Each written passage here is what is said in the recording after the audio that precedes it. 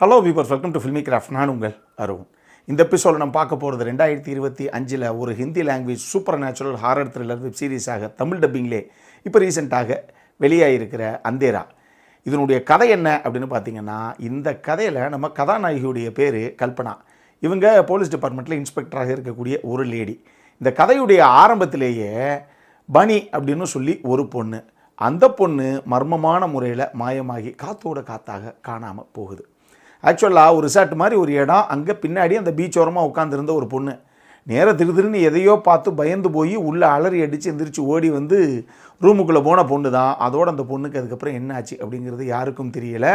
அந்த பொண்ணு எவ்வளோ பதட்டமாக உள்ளே ஓடி வந்தாங்க அப்படிங்கிறது எல்லாமே சிசிடிவி கேமராவில் ரெக்கார்ட் ஆகிருது எல்லா இடத்துலையும், அங்கே இருக்கிற கேமராஸில்.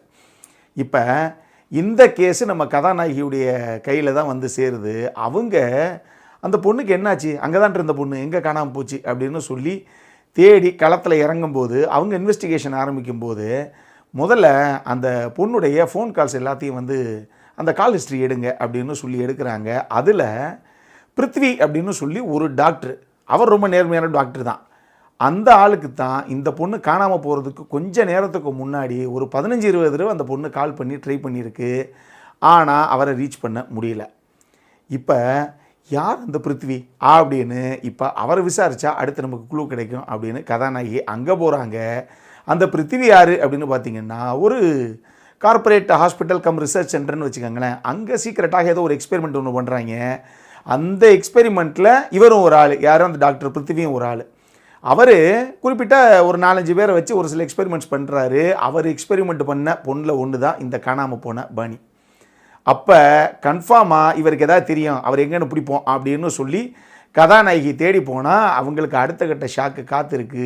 ஏன் அப்படின்னா, இந்த பொண்ணு என்னைக்கு நைட்டு காணாமல் போச்சோ அதுக்கு நாளே அந்த டாக்டர் பிருத்வி தன் தம்பியோட காரில் போய்கிட்டு இருக்கும்போது அவருக்கு ஒரு ஆக்சிடெண்ட் ஒன்று அரங்கேறி கடைசியாக அவர் ஐசியூவில் அட்மிட் பண்ணப்பட்டு கோமா ஸ்டேஜுக்கு போயிட்டார். அவர் என்னங்க இந்த பொண்ணுக்கு என்ன ஆகும் என்னாச்சுன்னு சொல்லி அவர்கிட்ட கேட்கலான்னு பார்த்தா அதுக்கு நாள் நைட்டே அவருக்கு ஏதோ ஒன்று ஆகிருக்கு. இதில் ஏதோ வந்து பிசினடிக்குதே அப்படிங்கிற மாதிரி கதாநாயகிக்கு ஒரு சந்தேகம். சரி, ஓகே, அந்த டாக்டர் பிருத்விக்கு அந்த ஆக்சிடெண்ட் எப்படி தான் ஆச்சு அப்படிங்கிறத வீட்டில் போய் கேட்போம் அப்படின்னு போனால், அந்த பிருத்விக்கு ஜே அப்படின்னு சொல்லி ஒரு தம்பி ஒருத்தர் இருக்காப்புல. அந்த தம்பியும் மெடிக்கல் ஸ்டூடெண்ட்டு தான். அவருக்கு திடீர்னு அமானுஷ்யமாக பல கனவுகள் வருது. இதில் ட்விஸ்டே என்ன அப்படின்னா, இந்த காணாமல் போன அந்த பனி பொண்ணு இருக்குல்ல, இந்த பொண்ணுக்கு பல அமானுஷ்யங்கள் அரங்கேறதாக அவருக்கு கனவு வருது. என்னங்கடா இது, கனவு வந்தாலும் நியாயம் வேணாமா அப்படிங்கிற கதையா அவருக்கு வருது. அவருக்கு யார் இந்த பொண்ணு, எதுக்கு இந்த கனவு நமக்கு வருது, முதல்ல இந்த அமானுஷ்யங்கள்லாம் என்ன, கருப்பா கருங்கும்புன்னு ஏதோ ஒன்று தெரியுதே, அது என்ன அப்படிங்கிறதே அவருக்கு புரியலை. ஆனால் அவர் இதை போய் சைக்காலஜி, அவரே ஒரு டாக்டர் இல்லையா, மெடிக்கல் ஸ்டூடெண்ட் இல்லையா, போய் நம்ம டாக்டர்கிட்ட கன்சல்ட் பண்ணிக்கலாம் அப்படின்னு போனால், யூஆர் பர்ஃபெக்ட்லி ஆல் ரைட், ஒன்றும் பிரச்சனை இல்லை, நீங்களா தேவையில்லாமல் ஒரு சில விஷயங்களை ஹலுசினேட் பண்ணிக்கிறீங்க, வேறு ஒன்றும் கிடையாது அப்படின்னு தான் சொல்கிறாங்க எல்லாரும்.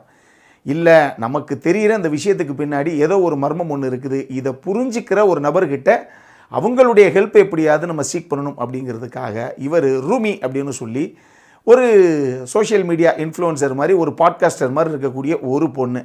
அந்த பொண்ணு இந்த மாதிரி அமானுஷ்ய விஷயங்கள் எல்லாத்தையும், பேரநார்மல் சம்மந்தப்பட்ட விஷயங்கள் எல்லாத்தையும் ஆராய்ச்சி பண்ணி அதை பற்றி வீடியோ போடக்கூடிய ஒரு பொண்ணு. அந்த பொண்ணுடைய உதவியை இவர் நாடுறாரு. யார், நம்ம ஜே. இந்த கதையில் ஒரு கட்டத்தில் நம்ம கதாநாயகியான கல்பனா, அந்த மெடிக்கல் ஸ்டூடெண்ட்டான ஜே, அதுக்கப்புறம் இந்த பாட்காஸ்டராக இருக்கக்கூடிய இந்த ரூமி, இந்த 3 பேருடைய வாழ்க்கையும் ஒரு மையப்புள்ளியில் இணையும் பொழுது இதுக்கப்புறம் அவங்களே இல்லை, நம்மளே கூட எதிர்பார்க்காம அடுத்தடுத்து அரங்கேறின சம்பவங்கள் தான் இந்த சீரீஸுடைய மொத்த கதையை. இந்த சீரீஸை பொறுத்தளவுக்கு இதை ராகவ்தர், கௌரவ் தேசாய், கரண், சிந்தன் அப்படின்னு சொல்லி 4 பேர் சேர்ந்து எழுதி இதை ராகவ்தர் இயக்கியிருக்காப்புல. கரெக்டாக முதல்ல எக்ஸ்பெக்டேஷனை தெளிவாக செட் அவுட் பண்ணிடுறேன். இது 8 எபிசோடு ஓடுது. மொத்தமாக எல்லாமே கிட்டத்தட்ட ஒரு 45 நிமிஷத்துலேருந்து 1 மணி நேரம் வரைக்கெல்லாம் எபிசோட்ஸ் ஓடுது.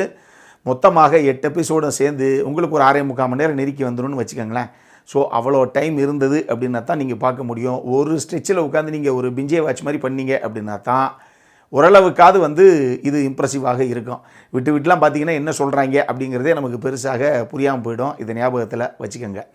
இந்த சீரீஸை பொறுத்தளவுக்கு ஒன்று சூப்பர் நேச்சுரல் ஹாரர் த்ரில்லர், இல்லை பிளைன் ஹாரர் த்ரில்லர், இல்லைன்னா ஹாரர் மிஸ்ட்ரி த்ரில்லர், இது 3ல் எது உங்களுக்கு பிடிக்கும் அப்படின்னா கூட அந்த மாதிரி ரசிகர்களை நம்ம எப்படியாவது கவரணும் அப்படிங்கிறதுக்காகத்தான் இப்படி ஒரு சீரீஸை ப்ரெசென்ட் பண்ணியிருக்கு இந்த டீமு. இந்த சீரீஸை பொறுத்தளவுக்கு முக்கியமான கதாபாத்திரங்கள் அப்படிங்கிறது ஒரு 3-4 கதாபாத்திரங்கள் தான் நான் சொல்லுவேன். ஒன்று பிரியா பபத், அவங்க தான் கதாநாயகியாக பண்ணியிருக்காங்க அந்த கல்பனா அப்படிங்கிற கதாபாத்திரத்தை. சுர்வின் சாவ்லா தான் ஆயிஷா அப்படின்னு சொல்லி அவங்களுக்கு பேர் மாதிரி இன்னொரு கேரக்டர் ஒன்று வரும். இந்த 2 பேரும் அவங்கவுங்க எடுத்துக்கிட்ட கதாபாத்திரத்தை நேர்த்தியாக நீட்டாகவே கொண்டு வந்திருக்காங்க. இது போக கரண்வீர் மல்ஹோத்ரா அவர் தான் அந்த ஜே அப்படிங்கிற கதாபாத்திரத்தை பண்ணியிருக்காரு. பிரஜக்தா கோலி அவங்க தான் அந்த ரூமி அப்படிங்கிற அந்த பாட்காஸ்டர் மாதிரி வரக்கூடிய அந்த கதாபாத்திரத்தை பண்ணியிருக்காங்க. இந்த 4 பேர் தான் முக்கியமான கதாபாத்திரத்தை பண்ண ஆர்டிஸ்ட். 4 பேருமே தேவையான விஷயத்தை அந்த கதாபாத்திரத்தை புல் ஆஃப் பண்ணியிருக்காங்க அப்படின்னு நான் சொல்லுவேன். இது போகவே மொத்தமே ஒரு 9-10 கதாபாத்திரங்கள் தான் அந்த சீரீஸ்குள்ளே. அதை சுற்றியே கதைக்களத்தை பின்னி இப்படி ஓரளவுக்கு பரபரப்பாக ஒரு சீரீஸை அந்த டீமு ப்ரெசென்ட் பண்ணிருச்சு. மீதி பண்ணக்கூடிய அந்த இருக்கிற கதாபாத்திரங்கள் அந்த ஒரு 4-5 கதாபாத்திரங்கள் இருக்குது. அதை ப்ளே பண்ண சப்போர்ட்டிங் காஸ்ட்லேயுமே ஆர்டிஸ்ட் எல்லாரும் என்ன தேவையோ அதை நேர்த்தியாக கொண்டு வந்திருக்காங்க. இது ஒரு ஹிந்தி சீரீஸு. அவங்கள பொறுத்தளவுக்கு அவங்களுடைய ஆடியன்ஸ் ரொம்ப பெருசு. யோசிச்சு பாருங்கள், 148 கோடி மக்களில் ஹிந்தி தெரியாத ஒரே குரூப் நம்ம தான். மீதி எல்லாரும் அறகுறையாவது அவங்களுக்கு தெரிஞ்ச ஹிந்தியை வச்சு பக்காவாக பார்த்துருவாங்க. எல்லா ஸ்டேட்டுக்கும் எல்லாமே தெரியும் அப்படிங்கிறனால அவங்களுடைய ஆடியன்ஸ் பேஸ் ரொம்ப வியூவர்ஸ் பேஸ் ரொம்ப பெருசு அப்படிங்கிறனால நல்லா செலவழித்து எப்பயுமே எடுப்பாங்க. இந்த சீரீஸுக்கே கூட இவங்க நல்லா பண்ணியிருக்காங்க. அது இந்த சீரீஸில் பல காட்சிகள் ஸ்டேஜிங் பண்ணப்பட்ட விதமாகட்டும், மேக்கிங் அப்படிங்கிற ஆஸ்பெக்ட்லேயுமே கூட நல்லா சூப்பராக கொண்டு வந்திருக்காங்க இந்த சீரீஸை இந்த ப்ரெசென்டர்ஸ் எல்லாரும். இதில் சினிமோட்டோகிராஃபி, மியூசிக்கு, எடிட்டிங்கு, படத்துடைய ப்ரொடக்ஷன் டிசைன் டீமுடைய ஒர்க்கு, சவுண்ட் டிசைனிங் டீமுடைய ஒர்க்கு, டிஐ டீமு பல காட்சிகளுக்கு வேறு மாதிரி கலர் டோனை செட் பண்ணி அவங்களும் என்ன தேவையோ அந்த மூட ஆடியன்ஸுக்கு செட் அவுட் பண்ணிடுறாங்க அப்படின்னு தான் நான் சொல்லுவேன். இதெல்லாம் ஒரு பக்கம் இருக்கட்டும். இதில் என்ன சார் பிரச்சனை அப்படின்னு கேட்டிங்கன்னா, இந்த 8 எபிசோடு இதில் வருது. கிட்டத்தட்ட 3-2-3 அப்படின்னு வச்சுக்கோங்க. முதல் 3 ஃபயர் ஆகி சூப்பராக போயிடும். எப்படியோ வேறு லெவலில் எழுதி வேறு விதமாக மேக்கிங்கில் கொண்டு வந்துடுறாங்க அப்படின்னு நம்மளை ஆச்சரியப்பட வச்சுட்டாங்க. முதல் 3 எபிசோடு அந்தளவுக்கு ஃபயராக சூப்பராக போகும். 6, 7, 8 அதெல்லாமே கன்க்ளூஷன் பாட்டு மாதிரி தான். எங்கெங்கெல்லாம் நூலை அத்து விட்டுருந்தாங்களோ எல்லாத்தையும் எடுத்து முடிச்சு போட்டு கடைசியாக அது எப்படி நேர்த்தியாக கொண்டு முடிக்கணுங்கிற மாதிரி போகக்கூடிய எபிசோட்ஸு ஓரளவுக்கு, அதாவது not so good not so bad அப்படிங்கிற அளவுக்கு இருக்கக்கூடிய அந்த கன்க்ளூஷன் போர்ஷன் அது எல்லாமே ஓரளவுக்கு நீட்டாகத்தான் இருந்தது. பட் இந்த இன்பிட்வீனில் வர 4-5 பொறுமையை சோதிச்சிட்டாங்க. அந்த 2 எபிசோடு ஜவ்வாய் இழுத்து ஒரு சில ஃபிசிக்கல் இன்டிமேசி சீனு ஹிந்திக்காரங்க எப்பயுமே எடுத்தாலே இதெல்லாம் சர்வசாதாரணமாக உள்ளே வச்சே தீருவாங்க. அப்போ தான் ஆடியன்ஸுக்கு பிடிக்க நினச்சே எடுக்கிறாங்க போல தெரியுது. அது கொஞ்சம் தேவையில்லாமல் இழுத்தடிச்சிட்டாங்க. அதெல்லாம் இவ்வளோ தூரம் தேவையில்லை இந்த 2 எபிசோடு இந்த அளவுக்கு இழுத்ததுக்கு அப்படிங்கிற ஒரு ஃபீலை தான் எனக்கு விட்டுச்சு. இன்னொரு பக்கம் யார் அந்த கமலா அப்படிங்கிற கதையா, யார் சார் அந்த தமாங்கிறாங்களே டுவர்ட்ஸ் கிளைமேக்ஸ் போகும்போதெல்லாம் அப்படின்னு நமக்கு தோணுது. அந்த தமா அப்படிங்கிற விஷயம் அது ஒரு ஹாரர் ஃபேக்டரா, சைக்காலஜிக்கல் ஃபேக்டரா, அதனுடைய ஆரிஜின் என்ன அப்படிங்கிறதெல்லாம் இன்னும் ப்ராப்பராக கன்வின்சிங்காக இவங்க அட்ரஸ் பண்ணியிருக்கணும். இன்னும் அதை பக்காவாக போர்ட்ரே பண்ணியிருக்கலாம் அப்படிங்கிற மாதிரி தான் எனக்கு தோணுச்சு.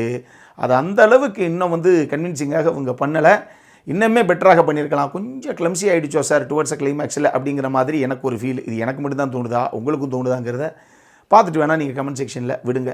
இன்னொரு பக்கம் இதில் ஒரு செம்ம ட்விஸ்ட்டு, நீங்கள் கெஸ்ஸே பண்ண முடியாது அப்படின்னு ஒரு ட்விஸ்ட்டை ஒன்று விட்டுருக்காங்க டுவர்ட்ஸ் கிளைமேக்ஸ் போகும்போது அந்த 8வது எபிசோடில். ஆனால் எனக்கெல்லாம் 3வது எபிசோட் 4வது எபிசோட்லேயே ரைட்டு தெரிஞ்சு போச்சே அப்படிங்கிற மாதிரி தான் எனக்கு ரொம்ப ஈஸியாக கெஸ் பண்ணக்கூடிய அளவில் தான் இருந்தது. இவ்வளவுக்கும் பின்னாடி இருக்கக்கூடிய அந்த மாஸ்டர் மைண்ட் யார் அப்படிங்கிற அந்த ஒரு விஷயம் அது எப்படி உங்களுக்கு அப்படின்னு நீங்கள் பார்த்துட்டு சொல்லுங்கள். இது எல்லாமே போக இந்த சீரீஸை அவங்க சூப்பர் நேச்சுரல் ஹாரர் த்ரில்லர் அப்படின்னு சொல்லி தானே ப்ரொஜெக்ட் பண்ணியிருக்காங்க. ஆனால் நீங்கள் நினைக்கிற அளவுக்கு அப்படியே குபீர்னு தூக்கி போடுற மாதிரி ஒரு சில ஜம்ப் ஸ்கேர்ஸு அப்படி இப்படின்லாம் நீங்கள் பெருசாக எதிர்பார்த்து போயிடாதீங்க. அந்த மாதிரி சீரீஸ் தான். ஆனால் இவங்க ப்ரெசென்ட் பண்ண விதத்தில் அது அந்த மாதிரி வரலை. ஆனால் அதில் ஒரு சில ஹாரர் எலமெண்ட்ஸ் இருக்குது. அது நான் சொல்கிறத விட இன்னும் நான் சொல்லணும்னா அது இன்னும் தேவையில்லாமல் ஸ்பாய்லராக போயிடும். தேவையில்லை, நீங்கள் பாருங்கள். பெருசாக ஜம்ப் ஸ்கேர்ஸ் இருக்குங்கிற எதிர்பார்ப்போட பார்க்காதீங்க. அதை மட்டும் மைண்டில் வச்சுக்கோங்க. அடல் கானடை பொறுத்தளவுக்கு இதில் டெஃபினட்டாக ஒரு சில ஃபிசிக்கல் இன்டிமேசியான சீன்ஸு, ஒரு சில கிஸ்ஸிங் சீன்ஸு எல்லாமே இருக்குது. இது ஃபேமிலியோடு பார்க்கக்கூடிய சீரீஸ் இல்லை. இதை மைண்டில் வச்சுக்கோங்க. தமிழ் டப்பிங்கில் இது அவைலபிளாக இருக்குது. தமிழ் டப்பிங் ஓரளவுக்கு ரொம்ப நேர்த்தியாக டீசெண்டாகவே பண்ணியிருக்காங்க அப்படின்னு நான் சொல்லுவேன். பெரிய எக்ஸ்பெக்டேஷனோடு போகாதீங்க.